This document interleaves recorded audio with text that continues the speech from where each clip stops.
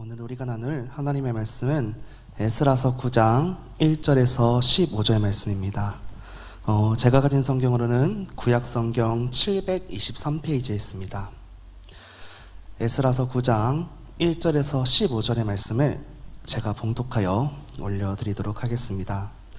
이 일 후에 방백들이 내게 나와 이르되 이스라엘 백성과 제사장들과 레위 사람들이 이 땅 백성들에게서 떠나지 아니하고 가나안 사람들과 헷 사람들과 브리스 사람들과 여부스 사람들과 암몬 사람들과 모압 사람들과 애굽 사람들과 아모리 사람들의 가증한 일을 행하여 그들의 딸을 맞이하여 아내와 며느리로 삼아 거룩한 자손이 그 지방 사람들로 서로 섞이게 하는데 방백들과 고감들이 이 죄에 더욱 으뜸이 되었다 하는지라.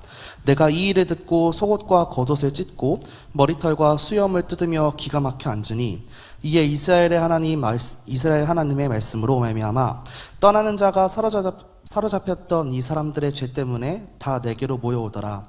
내가 저녁제사 드릴 때까지 기가 막혀 앉았더니 저녁제사를 드릴 때에 내가 근심 중에 일어나서 속옷과 겉옷을 찢은 채 무릎을 꿇고 나의 하나님 여호와를 향하여 손을 들고 말하기를 나의 하나님이여 내가 부끄럽고 낯이 뜨거워서 감히 나의 하나님을 향하여 얼굴을 들지 못하오니 이는 우리 죄악이 많아 정수리에 넘치고 우리 허물이 커서 하늘에 미치니이다. 우리 조상들의 때로부터 오늘까지 우리의 죄가 심하매 우리의 죄악으로 말미암아 우리와 우리 왕들과 우리 제사장들을 여러 나라 왕들의 손에 넘기사 칼에 죽으며 사로잡히며 노략을 당하며 얼굴을 부끄럽게 하심이 오늘날과 같으니이다. 이제 우리 하나님 여호와께서 우리에게 잠시 동안 은혜를 베푸사 얼마를 남겨두어 피하게 하신 우리를 그 거룩한 처소에 박힌 목과 같게 하시고 우리 하나님이 우리 눈을 밝히사 우리가 종노릇하는 중에서 조금 소생하게 하셨나이다. 우리가 비록 노예가 되었사오나 우리 하나님이 우리를 그 종살이하는 중에 버려두지 아니하시고 바사왕들 앞에서 우리가 불쌍히 여김을 입고 소생하여 우리 하나님의 성전을 세우게 하시며 그 무너진 것을 수리하게 하시며 유다와 예루살렘에서 우리에게 울타리를 주셨나이다. 우리 하나님이여 이렇게 하신 후에도 우리가 주의 계명을 저버렸사오니 이제 무슨 말씀을 하오리이까. 전에 주께서 주의 종 선지자들에게 명령하여 이르시되 너희가 가서 얻으려 하는 땅은 더러운 땅이니 이는 이방 백성들이 더럽고 가증한 일을 행하여 이 끝에서 저 끝까지 그 더러움으로 채웠습니다. 그런즉 너희 여자들을 그들의 아들들에게 주지 말고 그들의 딸들을 너희 아들들을 위하여 데려오지 말며 그들을 위하여 평화와 행복을 영원히 구하지 말라. 그리하면 너희가 왕성하여 그 땅의 아름다운 것을 먹으며 그 땅을 자손에게 물려주게 되어 영원한 유산으로 물려주게 되리라 하셨나이다. 우리의 악한 행실과 큰 죄로 말미암아 이 모든 일을 당하셨사오나 우리 하나님이 우리 죄악보다 형벌을 가볍게 하시고 이만큼 백성을 남겨주셨사오니 우리가 어찌 다시 주의 계명을 거역하고 이 가증한 백성들과 통혼하오리이까. 그리하면 주께서 어찌 우리를 멸하시고 남아 피할 자가 없도록 진노하시지 아니하시리이까. 이스라엘의 하나님 여호와여 주는 의로우니 우리가 남아 피한 것이 오늘날과 같사옵거늘 도리어 주께 범죄하였사오니 이로 말미암아 주 앞에 한 사람도 감히 서지 못하겠나이다 아니라. 아멘. 오늘 저희가 3부 예배 때 함께 나눌 말씀의 제목은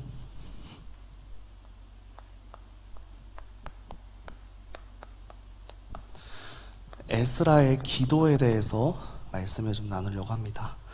1부 예배 때 목사님 메시지로 은혜 많이 받으시고 2부 예배 때 귀한 간증으로 은혜 많이 받으셨는데 하필 3부 예배 때 다른 유능한 우리 교육자분들도 많이 있는데 가장 무능한 제가 서서 죄송하다는 말씀을 드리고 대신에 최대한 간결하고 빠르게 마치도록 하겠습니다.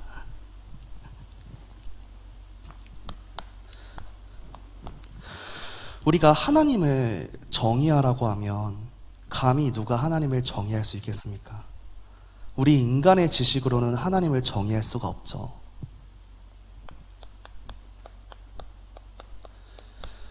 근데 하나님께서는 우리가 하나님은 이러한 하나님이다라고 알려주시는 그 범위가 있어요.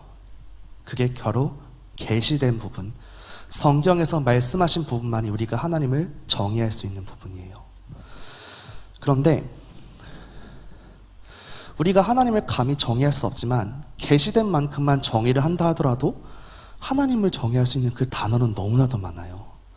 하지만 성경에서 증거하는 하나님은 또 성경에서 계시된 하나님은 어떠한 속성을 가지고 우리가 정의할 수 있느냐?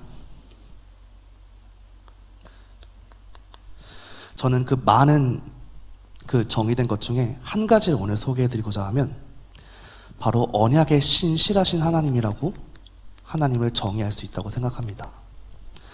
이 말은 하나님께서는 언약의 백성인 우리와 맺은 그 언약 하나하나를 반드시 성취하신다는 것을 나타내고 있습니다.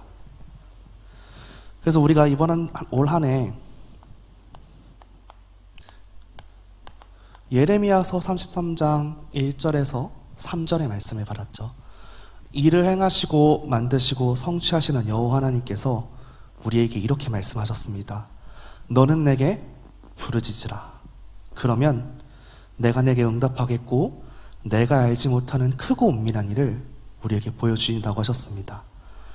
이 말씀이 정말로 올 한 해 우리에게 주신 그 언약의 말씀임을 믿습니다.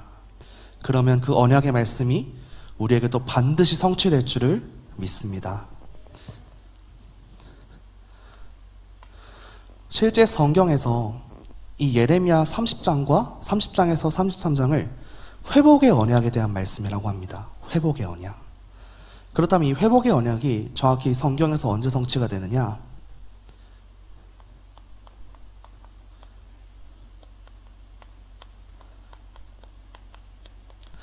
이 포로 후기 시대에 성취가 되게 됩니다.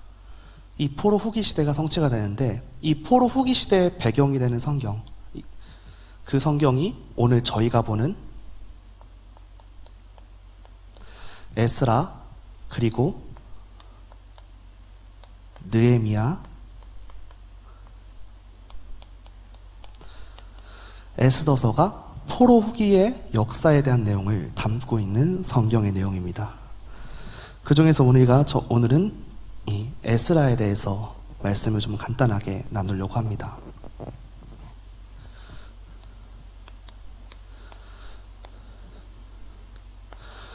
먼저 첫 번째로 이스라엘 백성들이 포로가 된 이유입니다.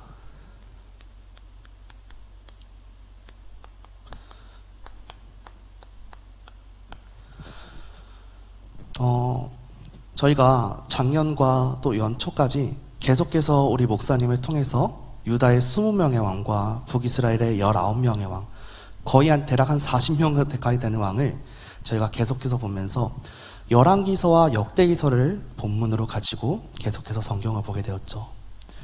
그 중에서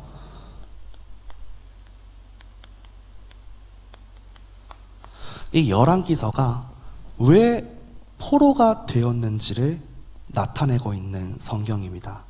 역대기서는 이제 포로 후기 때에 쓰여져 가지고 언약 백성이 무엇이고 우리의 정체성이 무엇인가를 나타내고 있는데, 열왕기서는 왜 하나님의 택함받은 우리가, 왜 하나님의 택함받은 이스라엘 백성이 멸망할 수밖에 없었고 포로로 끌려갈 수밖에 없었느냐를 잘 나타내고 있는 성경입니다. 그래서 열왕기서를 보다 보면 굉장히 부정적인 그 표현들이 많이 나오게 되죠. 그래서 이 열왕기서에서 많은 이유가 있지만 간단하게 세 가지만 그 포로가 된 이유를 꼽자면, 첫 번째로는 하나님의 말씀을 어겼다는 겁니다. 즉 하나님께서 언약 백성의 공동체에게 주신 그 율법과 계명을 완전히 어긴 것입니다. 그 증거로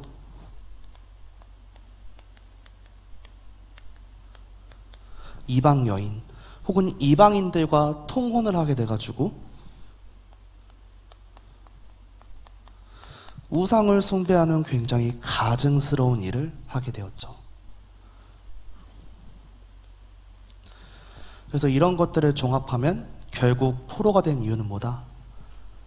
이스라엘 백성들이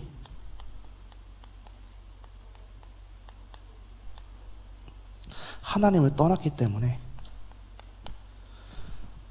포로가 되고 멸망할 수밖에 없었던 것을 나타낸 것이 열왕기서입니다. 언약 백성인 이스라엘 백성 그리고 유다 백성이 멸망을 받은 게 하나님을 떠났기 때문이고, 그래서 하나님은 바벨론을 통해서 유다 나라를 치시고 유다 백성들을 포로로 잡아가게 됩니다. 기원전 605년에 느부갓네살을 통해서 1차로 포로를 잡아가게 됩니다. 이게 1차 포로기예요. 이때 다니엘이 잡혀갑니다. 그리고 이어서 597년에 2차로 또 포로를 잡아가게 됩니다. 이때 끌려갔던 왕이 여호야긴 왕입니다. 유다의 19번째 왕이죠. 그리고 마지막 기원전 586년에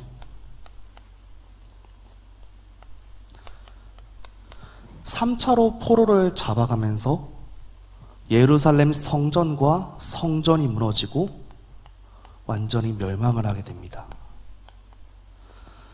이때 시드기야는 자기 두 아들이 바벨론에 의해 죽는 것을 눈을 목격하였고, 자기도 두 눈이 뽑힌 상태로 바벨론으로 질질 끌려가게 되는 굉장히 비참한 상태를 맞이하였죠. 그런데 하나님의 언약 백성인 유다 백성, 그 이스라엘 백성들이 끌려간 이유가 보다 열왕기서에서는 하나님을 떠났고, 하나님을 떠났기 때문에 그 말씀과 계명과 율법을 어기고 하나님께서 하지 말라 하셨던 이방 여인과 결혼하여 우상 숭배하기 때문에 포로가 되었고 멸망한 것을 밝히고 있습니다. 그런데 하나님께서는 이 하나님을 떠난 이 백성들을 완전히 진멸하실 수 있었습니다. 씨도 안 남기고 완전히 없애버릴 수 있었어요. 그런데 하나님께서는 유다 백성을 완전히 진멸시키지 않으시고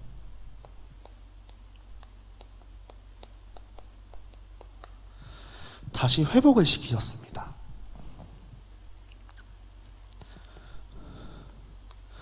왜 하나님께서는 언약 가진 백성이었지만 똑같이 하나님을 떠나고 하나님을 배반하고 하나님의 말씀을 어긴 이 유다 백성들을 다시 회복을 시키셨을까요? 왜 하나님께서는 다른 이방 민족들과 똑같이 완전히 진멸하셔야 되는데 왜 유독 유다 백성은 하나님께서 다시 회복을 시키셨고 유다 백성을 통해 다시 한번 회복의 역사를 일으키셨을까요? 그것은 제가 서론에서 말씀드린 것처럼 하나님은 언약에 신실하신 하나님이시기 때문입니다. 하나님은 우리와 맺은 그 언약을 기억하고 계십니다. 하나님은 언약에 신실하신 분이시기 때문에 언약을 기억하고 있으셨다는 거예요. 사무엘하 7장을 보시면 우리가 굉장히 익숙하고 잘 아는 내용이 나와요. 그게 먼저 다윗이 하나님의 성전을, 자기는 이제 굉장히 좋은 국에 있는데 하나님의 언약궤, 그 증거궤가 성막에 있는 것을 안타깝게 여기고 하나님께 성전을 지어드리고자 마음을 먹게 됩니다. 그러니까 하나님이 그것을 보시고 나단이라는 선지자에게 이렇게 말씀을 하셔요. 나단의 선지자에게 말씀을 주십니다. 다윗에게 언약을 전달하게 하셔요. 근데 그 내용이 어떤 내용이냐? 내 씨를 통해, 즉 다윗의 후손을 통해 메시아 곧 그리스도가 오게 할 것이다. 그리고 그를 통해 그의 나라는 영원하게 서게 될 것이다. 근데 너네가 그 과정 중에서 너희가 범죄하면 내가 징계는 할 것이다. 그러나 사울에게서 내 은총을 빼앗은 것처럼은 하지 않겠다. 한마디로 하나님을 떠나고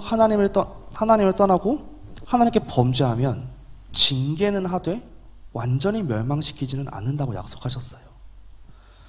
그렇기 때문에 다른 민족과는 다르게 하나님께서는 이 언약을 기억하시고 유다 백성들을 다시 회복시키신 것입니다. 그래서 하나님은 이 언약을 기억하셨기 때문에 유다를 회복시킨 것이죠.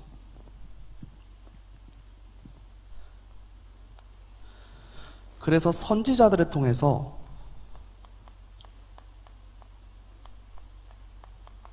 회복의 언약의 말씀을 주셨어요. 특히 예레미야서에 가장 잘 나타나 있죠. 예레미야서 25장을 보면 바벨론에 의해 70년 동안 너희가 고통받게 될 것이다, 포로가 될 것이다 얘기하고, 그 70년이 지난 후에 바로 내가 그 바벨론을 무너뜨리겠다고 하나님 얘기하십니다. 그리고 30장과 33장에 30장부터 33장까지 그 회복에 대한 내용을 언약으로 주시게 돼요. 그리고 하나님께서는 70년 뒤에 정확하게 그 말씀을 성취하십니다. 페르시아의 고레스라는 가장 전성기를 누린 황제를 통해서 바벨론을 무너뜨리시고, 그 고레스를 통해서 이 유다 백성들이 다시 귀환하게 돼요. 제가 아까 1차 포로기가 605년이라고 말씀을 드렸지 않습니까? 실제 이스라엘 백성들, 유다 백성들이 1차 귀환한 연도가 언제냐면 536년입니다. 536년에 귀환을 하게 돼요.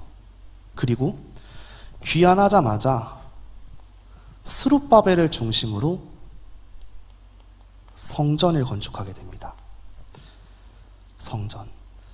근데 이 성전을 건축하는 과정이 바로 뚝딱뚝딱 건설된 게 아니고 굉장히 많은 대적자들의 방해가 있었습니다. 그래서 대략 20년 정도의 시간이 걸려가지고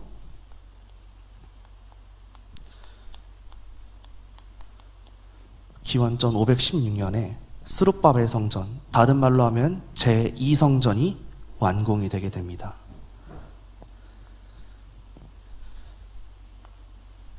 (586년에) 성전이 무너지고 다시 70년 만에 하나님의 성전이 세워지게 된 것이죠. 그래서 하나님께서는 우리에게 주신 그 언약의 말씀을 정확하게 이루어 나가신다는 것을 우리가 오늘 에스라서를 통해서, 또 이 내용들을 통해서 알아갈 수가 있는 것입니다.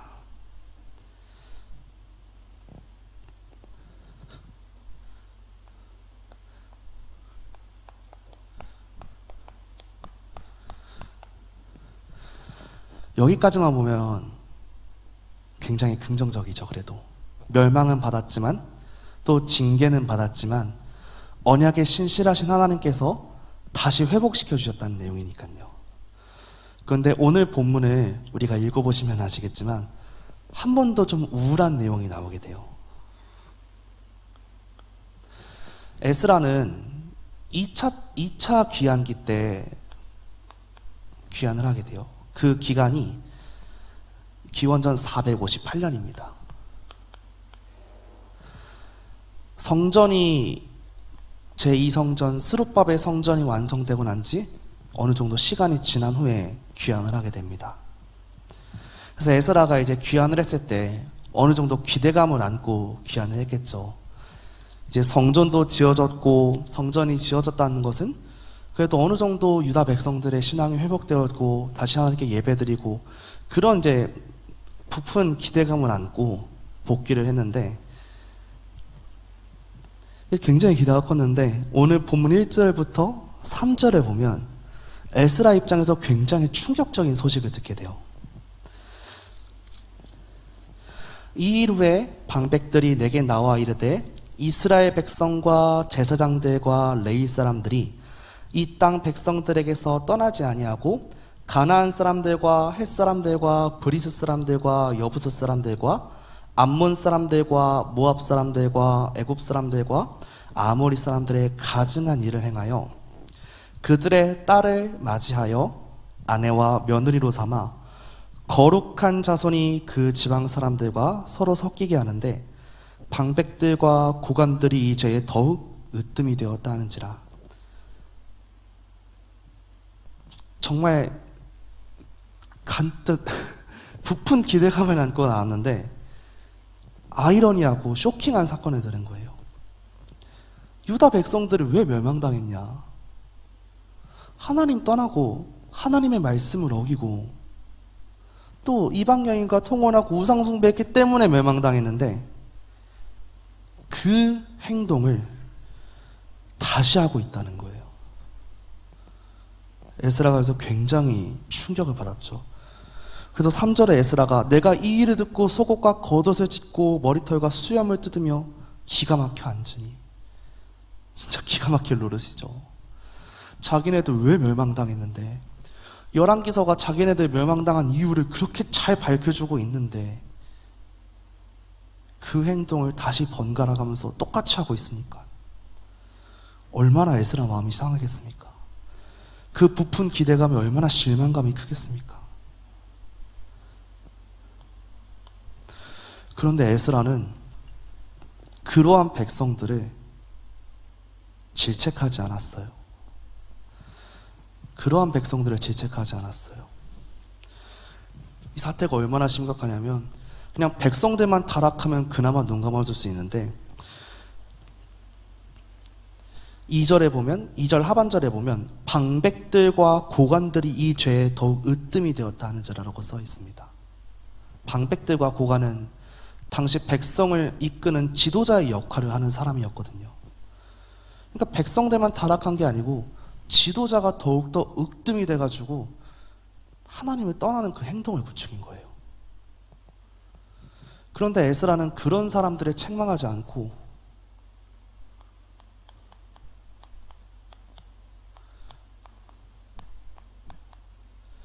하나님 앞에서 회개의 기도를 올리게 됩니다. 우리가 보통 회개라고 하면 내가 뭔가를 잘못해서 그것을 하나 앞에 나오는 기도라고 생각할 수 있어요. 이 관점으로 보면 에스라는 자기 잘못이 아무것도 없어요. 죄를 지은 거는 방백들과 고관들과 이스라엘 백성들이니까, 유다 백성들이니까. 그런데 에스라는 이런 사람들을 질타할 수 있는 제사장인데도 질타를 하지 않고 책망을 하지 않고 오히려 본인이 하나님께 나아가서 회개의 기도를 올리게 됩니다. 그게 오늘 본문 전체의 내용이에요.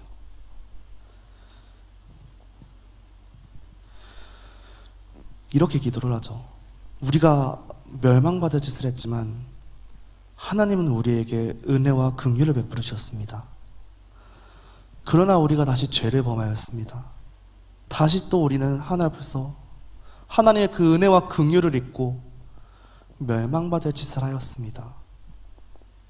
아무 죄 없는 에스라가 죄악된 자기의 백성을 위해서 하나님 앞에서 이런 기도를 한 거예요.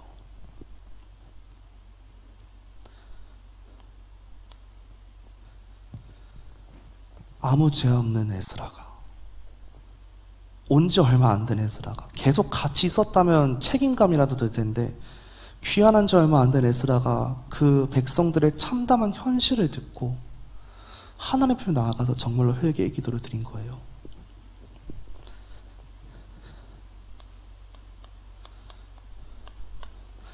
그래서 하나님께서는 이 에스라의 기도를 듣고 바로 응답하십니다. 어떻게 응답하시냐면 에스라의 이런 기도 후에 에스라서 9장을 말고 그 다음 장 10장을 보면 이 이스라엘 백성들이 회개하는 장면이 나오게 돼요. 에스라서 10장 1절에 보면 에스라가 하나님의 성전 앞에 엎드려 울며 기도하여 죄를 자복할 때에 많은 백성이 크게 통곡하며 이스라엘 중에서 백성의 남녀와 어린아이의 큰 무리가 그 앞에 모인지라. 엘람 자손 중 여이엘의 아들 스가냐가 에스라에게 이르되 우리가 우리 하나님께 범죄하여 이 땅 이방 여자를 맞이하여 아내로 삼았으나 이스라엘에게 아직도 소망이 있나니 곧 내 주의 교훈을 따르며 우리 하나님의 명령을 따르며 준행하는 자의 가르침을 따라 이 모든 아내와 그들의 소생을 다 내보내기로 우리 하나님과 언약을 세우고 율법대로 행할 것이니라.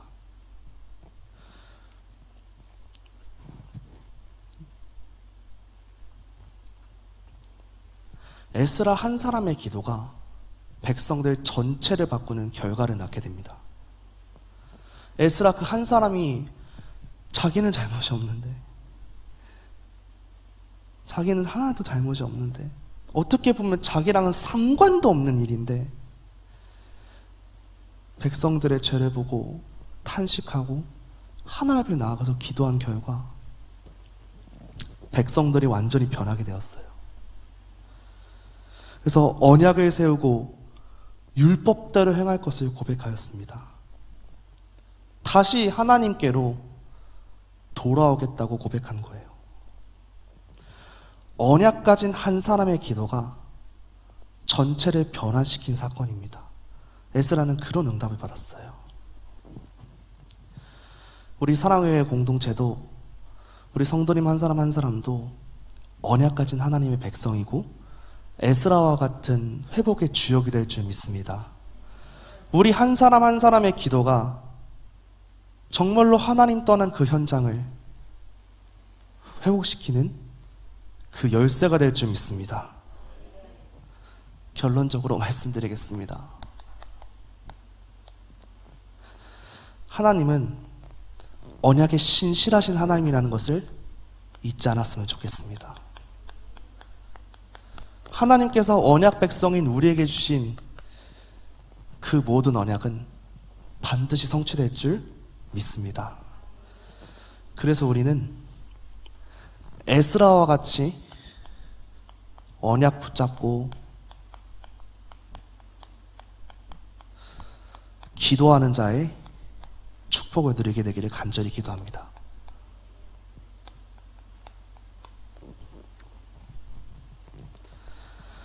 에스라의 기도가 백성의 전체를 회복시키고 백성 전체의 신앙을 회복시킨 것 같이 우리 사랑교회 공동체, 또 우리 사랑교회 모든 성도님들, 우리의 기도를 통해 우리 교회가, 우리 가정이, 우리가 가는 그 현장이, 우리 렘넌트들이, 더 나아가 우리 미래가 그 모든 현장이 회복될 줄 믿습니다.